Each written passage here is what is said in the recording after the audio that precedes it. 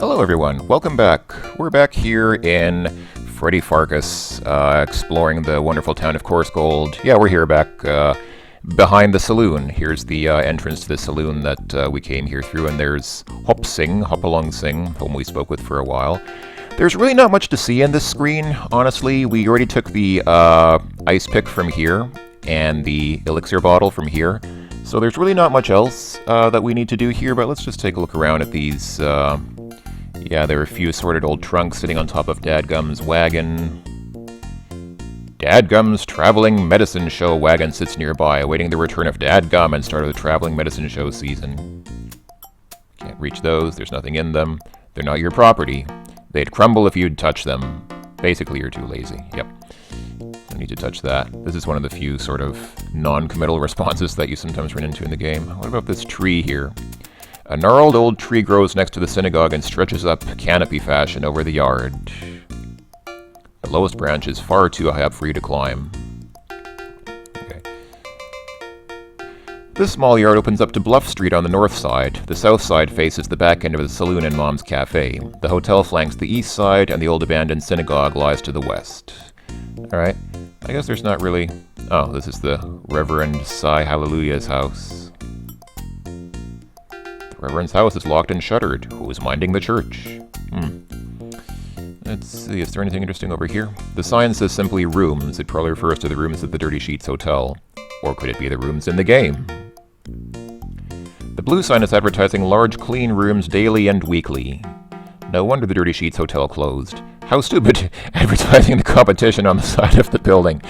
Okay, that's pretty funny. That's a pretty good one in my opinion. Well, I mean, I guess it's a fairly obvious joke, but... Hung crookedly on the side of the hotel is an advertisement for Atticus's Bathhouse, a local institution that didn't last a year. Folks in Coarse Gold have traditionally been fiercely proud of how unwashed they are. It's part of Americana. Alright. I think most of the signs in the game you can try talking to them. Oh, really? For some reason you can't talk to these ones. I think most of the signs in this game, if you try to talk to the sign, it says, you can't talk to the sign, it only knows sign language. But for whatever reason, they didn't program that in for these signs. This is Sam's rear. This is Sam's rear with a couple of barrels by the back door. Any questions? Alright, I think we've pretty much exhausted this screen. There is a staircase leading up here. And as you can see, it takes us up to this upper balcony here on the hotel. Now, we can't get into the hotel through any of these doors or windows. Apparently there's more dirt going on inside than outside, yeah.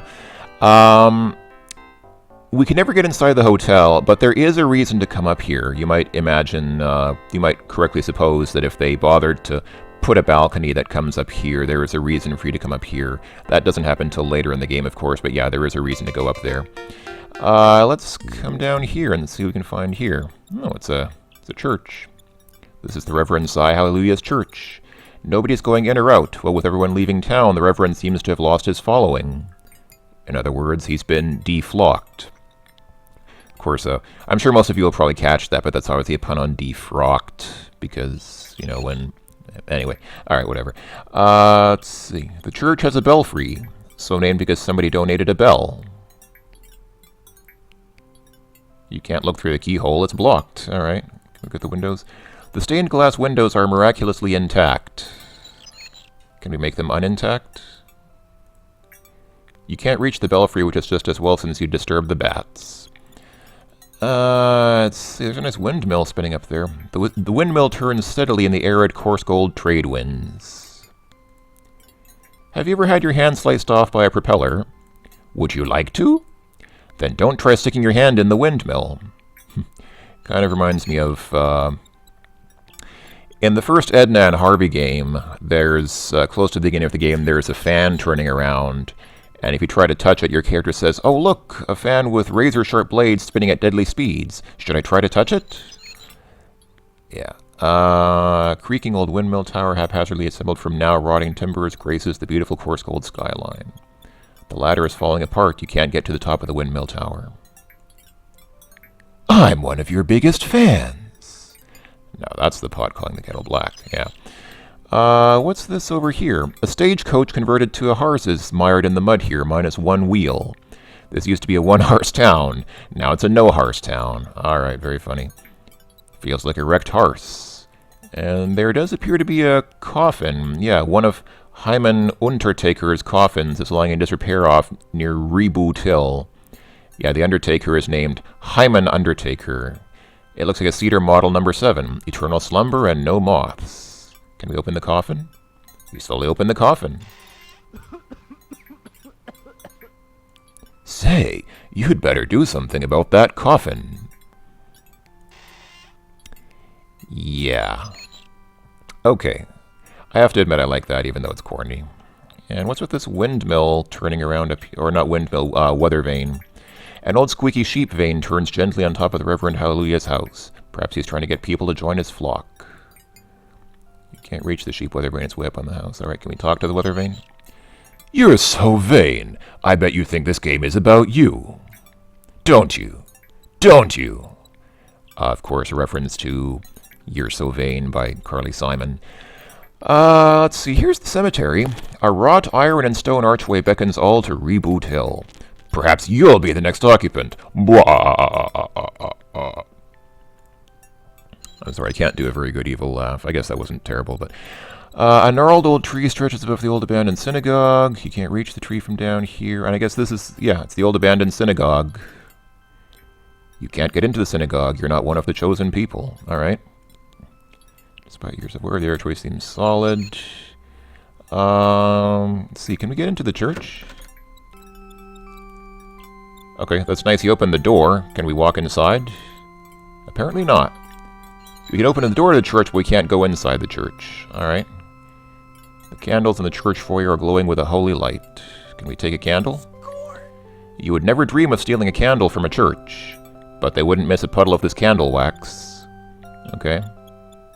Oh, and the game mentioned the keyhole was blocked. There's the key there. Yeah, that's the church key. There seems to be something in the lock. How could this happen? You take the key to the church. So wait, he wouldn't dream of stealing a candle from the church, but he doesn't mind stealing the church key. I think there may be some element of illogic there. A variety of polypetalous? Okay, I'm not a botanist, so I don't really know what that word means or how to pronounce it. I'm going to assume that it means it has several petals, because, you know, polypetalous. Green, fleshy, spiny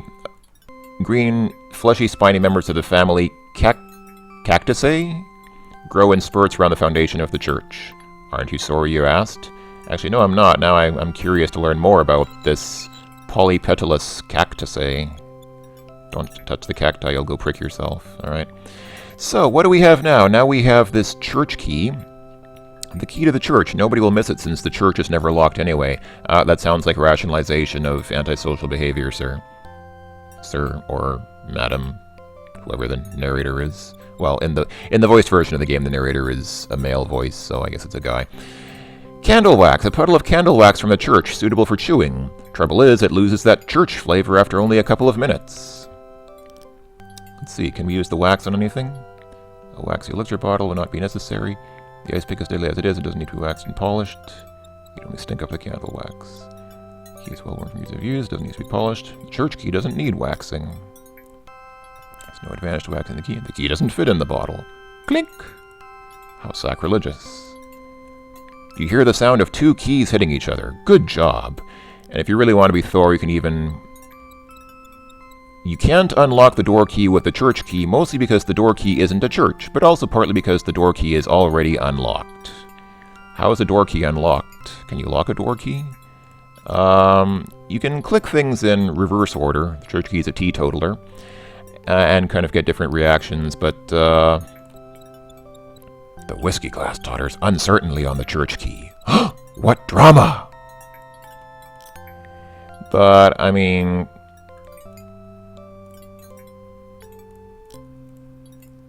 Yeah, I guess I don't want to waste too much time doing this kind of thing, because not all of these messages are very entertaining. I mean, they're unique, but they're not all entertaining, so... let's see, should we go...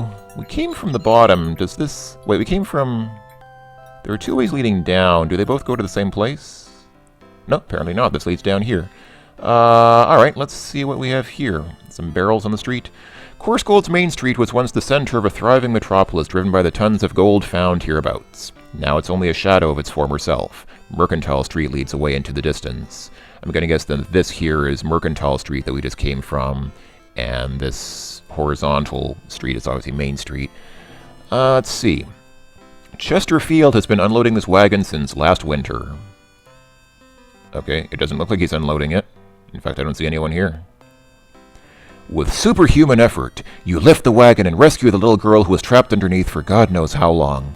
You and the girl are whisked off to San Francisco, where you're hailed as the hero of the decade. You adopt the little girl, and the two of you move into a luxurious mansion, provided free of charge by the girl's grateful long-lost rich auntie, who turns out to be a brilliant and beautiful young woman. You and the aunt get married, and the three of you live happily ever after off the coast of beautiful Cape Knot. I don't know. I think that joke might have been... I guess that was a pretty funny joke as it was, but it would have been funnier if at the end they'd said, and once you're done with all that, you return to Coarsegold and decide to finish the game. As if to imply that all of that really happened, and you came back here just to get on with the adventure game, but alright, whatever. Let's see, I guess there's not much here. An unusual plant grows here. It's a cross between scrub grass and shrubs. It's called Scrub.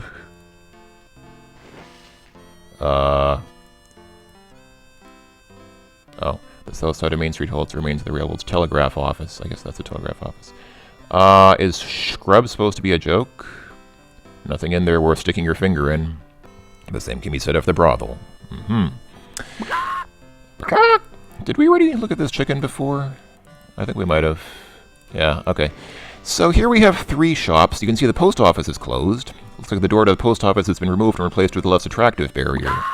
The sign proclaims this as the post office. The town post office was one of the first victims of the city's demise. It's been closed for years. The former post office is staffed by a complete work crew. None of them has yet noticed the place closed down years ago. Okay. These boards are nailed in place with rusty, self-tapping, 10-penny locking nails with barbed ends. In other words, no, you can't pry them off. From inside, you think you can hear a voice say, "Sorry, it's not my window." No need to touch it, it's about to fall off entirely, much like tourism in Coarsegold. You can't get the post office to move no matter how hard you push it, and it's been that way ever since. Alright. Yeah, here we can talk to the sign, and it says it only knows sign language. So you can already get the impression, it's pretty obvious that Coarsegold is a town kind of on the downswing. Places are closing down, like the post office is closed down, this hotel that's over here just closed down at the beginning of the game. We just found out that it closed down. There are obviously some businesses that are open, like this barbershop over here and this mercantile, this general store, but places are closing down and the town is definitely going through a rough period. You just love to window shop through windows so dirty you can't see through them. Maybe you should give Chester some window cleaner for Christmas. Chester Field runs one of Coarsegold's few remaining shops. Inside you'll find anything you want if you don't want anything. You consider writing "wash me" in the dust in the window, but you're way too mature for that. Really? Sure? The sign may indicate there's a store inside this building. You're probably noticing that there's somebody doing something over here. There is somebody throwing some kind of something out the window. Actually, I think they're draining out a chamber pot or emptying out a chamber pot. If you just catch them as they pop out, you can interact with them. But oh yeah, apparently old Mrs. Murphy is either having a bladder control problem or some sort of lower gastrointestinal difficulty. Yeah, she's throwing her. Well, you know, they didn't have flush toilets back then. They had chamber pots, so she's emptying her chamber pot out the window. In either case, she's certainly doing her part to add to Coarsegold's unique ambience. Alright, let's go inside the general store. The door swings open. From the back you hear Chester say, "Help yourself, I'll be right out." That's a lie, actually. We never see Chester here in the store. We do see him later in the game, but not here in the store. And look who it is! You might recognize this gentleman. This is Whitlin Willie. He's been here ever since you got to Coarsegold, and he hasn't aged a day. He's always been about 140 years old. He spins a mean yarn, and somehow he always seems to know what people did even when he wasn't in the room. It's my secret powers, kid. I got X-ray vision and super hearing, okay? Now scram. Yes, this is the gentleman who introduced us to the game at the very beginning. He was sort of the game's narrator. I guess, well, he's not the... His voice isn't the narrator's voice in the voice version of this game, but I guess sort of within the scope of the game, this is sort of like a story told by Whittling Willie to us. I guess the idea is that he's the storyteller, although we don't actually see very much of him. He's always just here in this shop, and he only... Actually, he only plays a relatively minor role in the game, other than being sort of within the broad frame of the game's storyline, the narrator. Don't be jostling my arm, son. You'll mess up my whittling. Hiya, Whittling Willie. How's the whittling going? Hi, sonny. Just splendidly, thanks. I'm working on an old dead beach whale. It's gonna be my best work to date.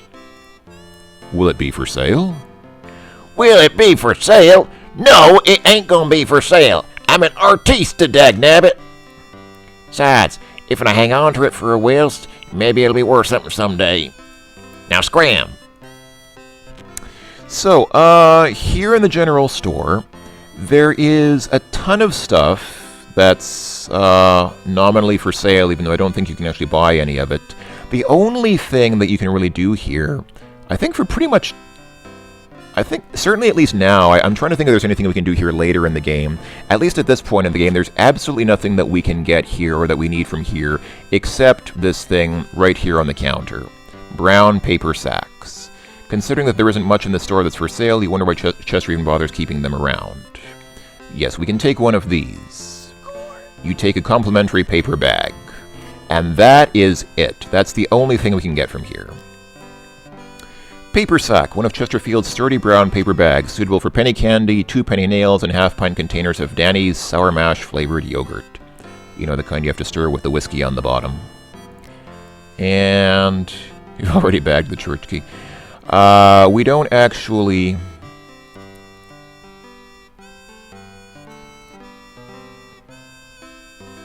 Don't conceal the ice pick in the bag. Maybe people will be more respectful of you if you carry it out in the open where everyone can see what a tough ice pick wielding guy you are. Alright.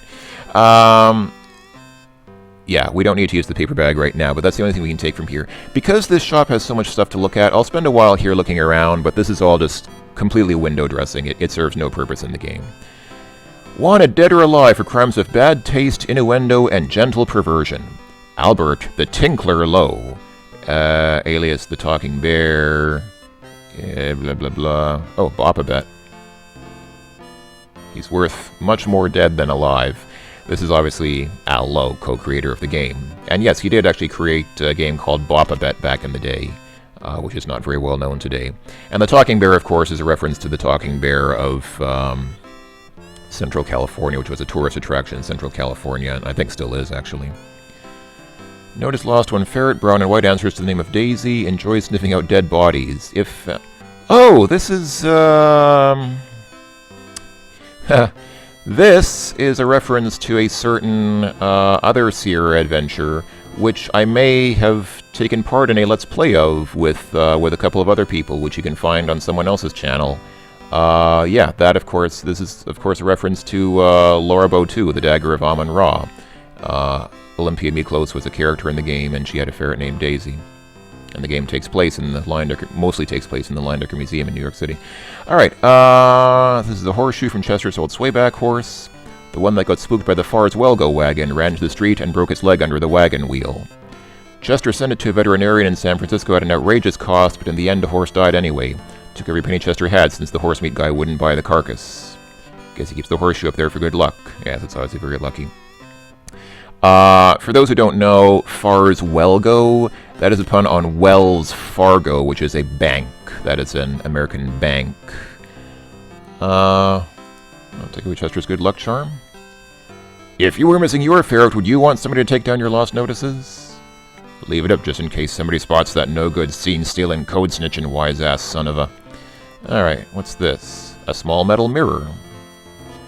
Announcement to all. I am no longer responsible for any debts incurred by my wife Valenice, my son Alexander, or my daughter Rosella. Correspondence may be sent to K. Graham of Daventry, care of P. Patty, Washington, D.C. Okay, we all know who this is, and that's obviously the woman from Leaders of Larry 3, but why are they in Washington, D.C.? I don't think Daventry is in Washington, D.C. for some reason. Better not touch it. Whoever this Kay Graham is, she might be very upset. Oh, boy. Nailed in place, apparently Chester wants to keep it. Alright, what's this? A coffee grinder from the 1883 Shearer's catalog. That makes 2 big cranks they've got in this store. It's Chester's private property. He wanted in his divorce settlement. You're naturally thinking, divorced? On what grounds? Because it's a coffee grinder, get it? It's a nice picture of a pussycat laying on its back. I think that should be lying on its back. You won't need any kitty porn in this game. An old kerosene lantern. Wanted dead or alive, Kwai Chang Kane, alias the Grasshopper, alias Hey You, Chinaman. Unarmed but extremely dangerous. Reward $25 worth of Turadol wax, $50 worth of Ed's Kimono Pies, and a $100 gift certificate to the famous Schwingle catalog. Over 50,000 quality items providing value, selection, and economy. Schwingle, Chicago, Illinois, 6069.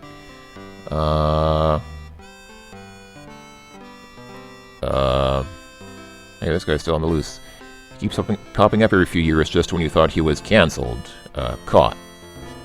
Okay, I have to admit I'm not sure what this is a reference to. If anybody knows, you're welcome to point it out, but I really don't know what that's supposed to be about.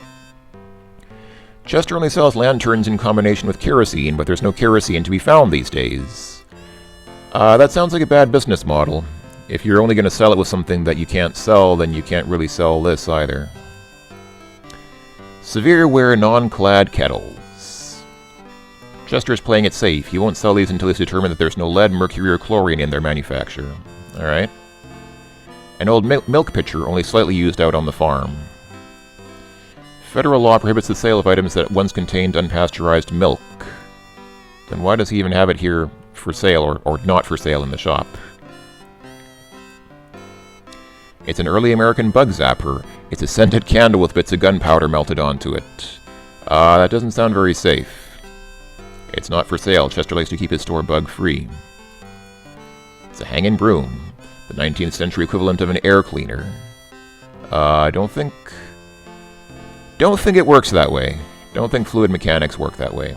It's out of reach. Chester puts everything up there that he really kind of wants to hang on to. Alright. Industrial strength heavy-duty cast lead pans. They're coated with a mercury chlorine compound in order to make them stick resistant. That doesn't sound very safe, but even though they're still hanging up, Chester yanked them off the market when it was discovered that lead, mercury, and chlorine are all toxic. The manufacturer denies any responsibility. Alright. A hanging kerosene lantern used to provide light in the store at night. Since there's no more kerosene to be found, though, Chester closes up at night. But, that would be stealing! The heavily stocked back counter runs along the eastern wall of the general store. None of the items along the back counter are for sale. Chester is stocking up for the big quake, which is due any day now. Sacks of Bachelor's favorite flour. Pressure from local conservatives convinced Chester to stop selling these, as they felt he was promoting premarital sex. Okay. Big old crates of the newest taste sensation sweeping the east. Unfortunately, it's a taste sensation that hasn't reached the West Coast yet, hence all these full boxes. Are you going to tell us what this taste sensation is? Broccoli rolls. Due to a recent scandal, Chester refuses to sell any more broccoli roll-ups. Okay, I can see why the taste sensation didn't reach the West Coast. Barrels of Chesterfield's most famous smoked delicacies. Chester isn't selling any more smoked pickles. He's recently developed a major craving for them and goes through about a barrel a week. Wow. That must do strange things to your digestive tract, sir. Oh. Notice these are quail potatoes. Potato saxy. This is, of course, a reference to a famous gaffe made by former U.S. Vice President Dan Quayle, who corrected someone by insisting that potato was spelled with an E on the end. Potato saxy. They're note for Sal. Okay, that's pretty cool. Let's see. The old potbelly stove. Many's the day you'd find Willie, Chester, Smithy, and a few others in here, all with their feet up on the stove, playing checkers, whittling, and expectorating. They stopped doing that after the backs of their ankles got too crispy. It's not for sale, dummy, it's a permanent fixture. Much like Willie.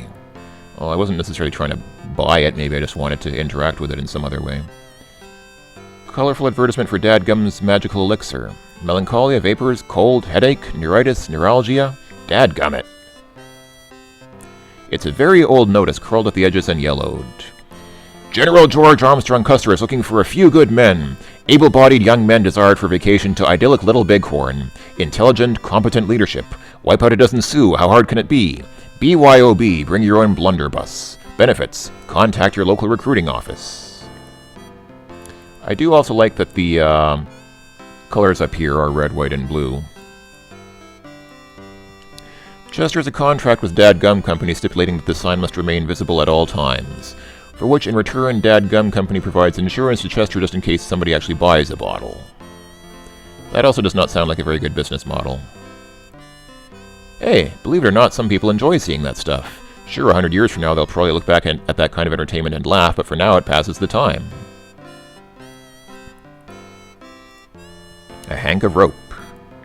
It's already been sold. Chester is just waiting for Hank to pick it up. Assorted size buckets. Chicken, grease, slaw, taters, and brown gravy-like paste not included. Chester stopped selling these after they levied the statewide new bucket tax. Uh-huh. Oh. It's the interior of Chesterfield's Mercantile. He used to call it a general store until generals went out of stock. So, like I said, a whole store with nothing for sale, and there's the door to the back, which we can't do anything with, the window, which we can't do anything with. I think we've seen pretty much everything here. I think I've pretty well explored the interior of that shop for now, so we can go back there later. Let's check out this barbershop. Like all proud, red-blooded Italian, Irish, American barbers, Salvatore O'Hanahan is extremely proud of his pole. Actually, he almost had to give it up when they levied an expensive poll tax. That is, of course, a pun on P-O-L-L tax. Can we do anything with the pole? Salvatore O'Hanahan, the town barber, doesn't appreciate men touching his pole. Do you have any relatives named Gallop? You ask the barber pole. Gallop pole is a, also another pun on P-O-L-L. That's a different type of pole, P-O-L-L, but anyway. Alright, let's take a look at the barbershop. Salvatore O'Hanahan's barbershop and dental emporium is still open for business. Peering through the window, you think you see a barber inside. Alright, let's go inside. So, this is Salvatore O'Hanahan, town barber, dentist, bootblack. He's currently hard at work on his customer Eb Zorbine Jr. Salvatore also happens to be the only Irish-Italian in town. Okay, ladies and gentlemen, this character is the absolute epitome of a character created primarily to justify a ridiculous accent. Now, when I was thinking about making this Let's Play, I was actually a little bit worried about this guy because I really have no idea what an Italian-Irish accent is even supposed to sound like. I can do an Italian accent. I can sound like an Italian. What are you looking at, huh? Well, a very stereotypical Italian accent, and then I suppose the Irish Italian accent, well, it's not Irish Italian, but the Irish accent, well, it sounds a bit like this, don't it now? It's like a wee Irishman. But I really don't know how to combine them, and actually just for this character, I went ahead and loaded up the voiced version of the game just to see how they actually made him sound in the voiced CD-ROM version of the game. Honestly, in my opinion, I don't think that his voice sounds very Irish-Italian. He sounds... I don't know. Maybe he does, but he sounds more like... I don't know. I'm going to try to voice him to the best of my ability, but I'm probably going to screw it up horribly because I can't really do Irish or Italian accents, and so trying to combine them is going to be a disaster, but maybe it will be so bad it's good. Let's find out. Salvatore mutters under his breath. Hands off all I'm working on this guy. How's business, Sal? Seems like you always have a customer these days. Not so good, Freddy. My earnings are up, but my profits are down. That's too bad, Sal. Do you have any ideas about how to increase business? Well, I do have one idea. I've been thinking about providing dirty reading material for my customers to read whilst they wait. But your customers are primarily illiterate. Yup, and they can't read so good neither. That is, I have to admit that's an example of sort of a completely left field adventure game suggestion, which is basically blatantly telling you that you need to employ a blatantly left field puzzle. You need to provide Salvatore O'Hanahan with some dirty reading material, which we don't have right now, but we might get later. Alright, let's take a look around. I'm trying to look at the guy in the barber chair, not Salvatore, but I guess I can't look at the guy. Alright. Although that comb storage jar is labeled disinfectant, you know for a fact that Louis Pasteur's recent research has proven that colored water will disinfect nothing. It's a shaving bowl and brush. The label reads, Dulcrim, a big dabble do ya. This bottle is labeled 22% alcohol by weight. Alright. What's my private stash of butterscotch schnapps? You want a snort? Do you snort schnapps? I don't think that's how it works. No thank you, Salvatore. I'm a sarsaparilla man myself. Please keep your hands off! I've only got 2 dabs left in there. If that's 2 dabs, that is indeed quite a big dab. Hey now, it's my colorful comb water. Don't be taking it. I'll have to buy some more food coloring. You thinking of growing a beard? No, I just wanted to see what I can do with this. You can put it down. It's not yours. And let's see. Here's a pitcher. You're glad this pitcher is only used for storing water for hand washing. If you are thirsty, you'd be better off drinking from the horse troughs outside than trusting your life to this mess. You're trying to take my picture? No thank you, I'm a camera shy. That almost sounds like... That really sounds like a Marx Brothers joke. That sounds like the kind of joke that Chico Marx would make. I actually don't know if it is, but it sounds like a Marx Brothers joke to me. Sal used to keep this shelf lined with toiletries until he found out there were no toilets in town. There's nothing there except a few tonics and stuff that you sold Salvatore. Oh, I see. We sold the stuff to him because we're a pharmacist. Once this lamp burned whale oil, but do you know how hard it is to find whales these days? I imagine in a desert town like Corsgold it's probably pretty difficult. This thing wouldn't work if you pumped 50,000 volts into it. Just like the banker, the sheriff, and about a dozen other folks in town you could name. Sal didn't really want a buffalo head mounted on his wall, but when it ran through the back of the building, he decided to just leave it.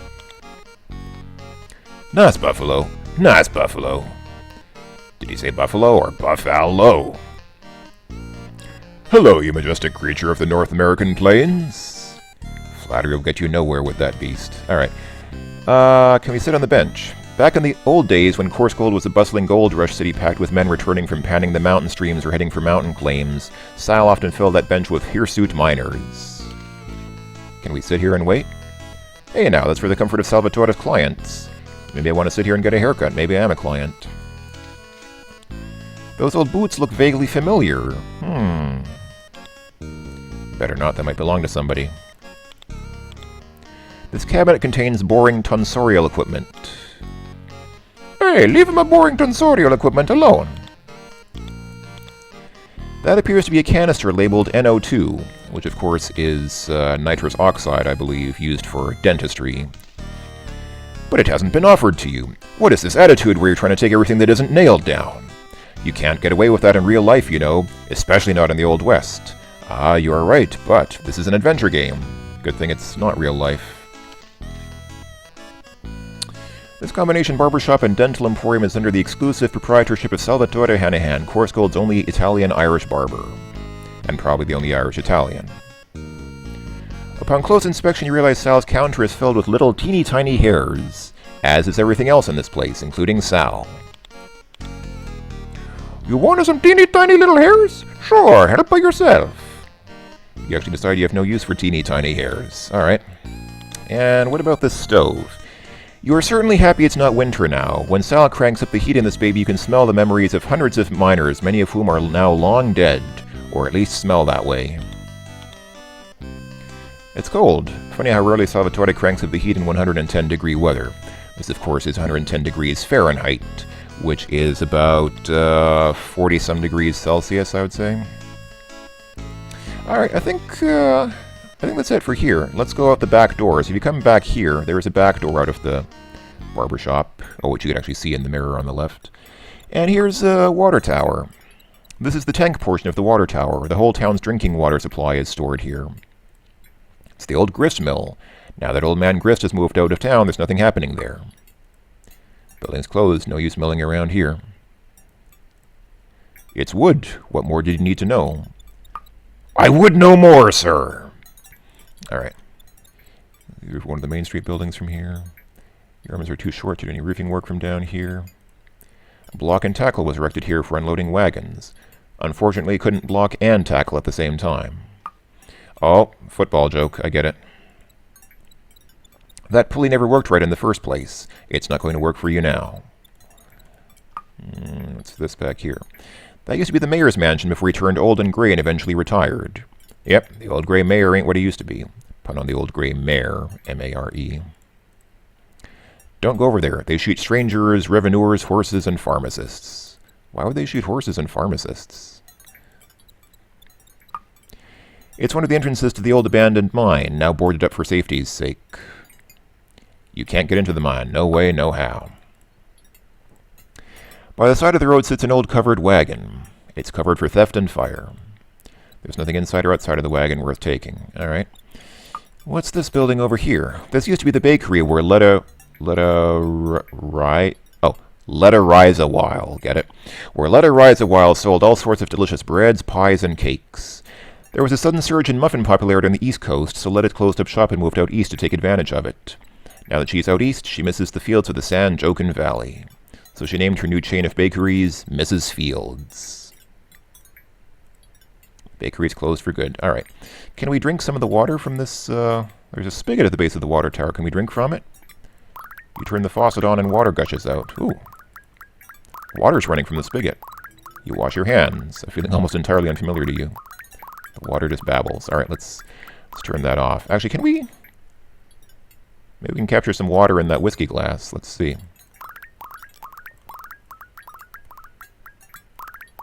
You don't need to fill the whiskey glass with water. Besides, some folks in town would consider it sacrilegious. Alright, let's turn that water off. Alright, can we use this outhouse here? The town's only working outhouse stands here. You have only one outhouse in the whole town? That doesn't sound very, doesn't sound like good planning, but let's see if we can use it.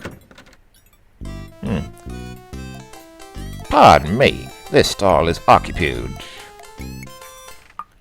By the way, does anyone recognize that music?